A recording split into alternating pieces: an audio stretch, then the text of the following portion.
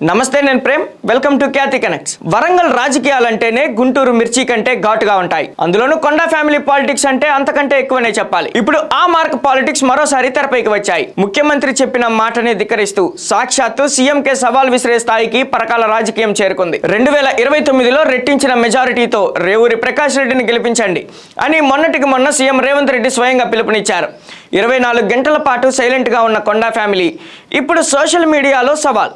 మంత్రి కొండా సురేఖ, కొండా మురళీల వారసురాలు, Warangal fire brand కొండా సుస్మిత పెట్టిన ఒక్క పోస్ట్ ఇప్పుడు కాంగ్రెస్ హైకమాండ్ని ఉలిక్కిపడేలా చేసింది.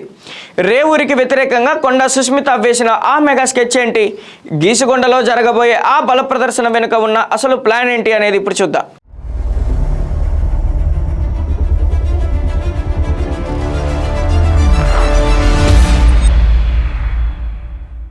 పరకాల ఎమ్మెల్యే రేవూరికి సీఎం రేవంత్ బంపర్ ఆఫర్ ప్రకటించిన వెంటనే కొండా సుస్మిత తన ఇన్స్టాగ్రామ్ లో ఒక పోస్ట్ ను షేర్ చేశారు. ఓ అభిమాని ఆమె ఫోటో పెట్టి అప్కమింగ్ ఎమ్మెల్యే కొండా సుస్మిత అని పెట్టిన పోస్ట్ ను సుస్మిత స్వయంగా తన అకౌంట్ లో రీపోస్ట్ చేశారు. అంటే దీని అర్థం ఏంటి?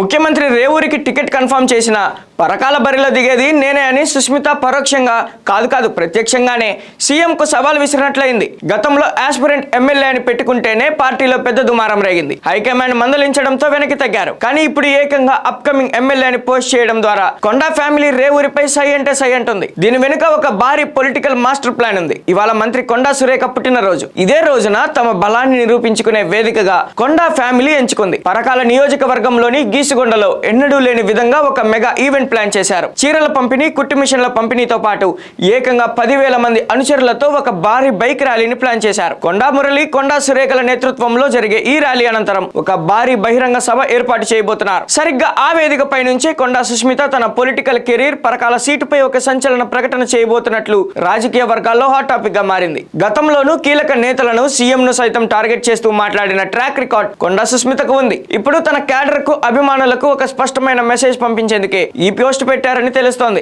అంతేకాదు వరంగల్ రాజకీయాల్లో అత్యంత కీలకమైన బీసీ కార్డును కూడా కొండా ఫ్యామిలీ బలంగా వాడుకుంటుంది. ప్రజల్లోకి బీసీ నినాదంతో వెళుతూ పరిస్థితులను తమకు అనుకూలంగా మార్చుకుంటుంది. ఒకవేళ అధిష్టానం పరకాల సీటు ఇవ్వకపోయినా, సహకరించకపోయినా సరే రాబోయే ఎన్నికల్లో తాను ఖచ్చితంగా పోటీలో ఉంటానని సుస్మిత బహిరంగంగానే ప్రకటించేందుకు సిద్ధమవుతున్నట్లు సమాచారం. చూశారుగా, ఓవైపు సీఎం రేవంత్ ఆశీస్సులు ఉన్నాయని రేవూరి ప్రకాష్ రెడ్డి ధీమాగా ఉంటే, మరోవైపు అప్కమింగ్ ఎమ్మెల్యే నేనే అంటూ సుస్మిత క్షేత్ర స్థాయిలో రణరంగాన్ని సిద్ధం చేస్తున్నారు. మరి కొండా సురేఖ బర్త్డే సాక్షిగా సుస్మిత నోటి నుంచి ఎలాంటి సంచలన ప్రకటన రాబోతుంది? అధిష్టానం లైన్ దాటి సుస్మిత చేస్తున్న ఆ పొలిటికల్ ఫైట్ ను సీఎం రేవంత్ రెడ్డి ఎలా డీల్ చేస్తారు?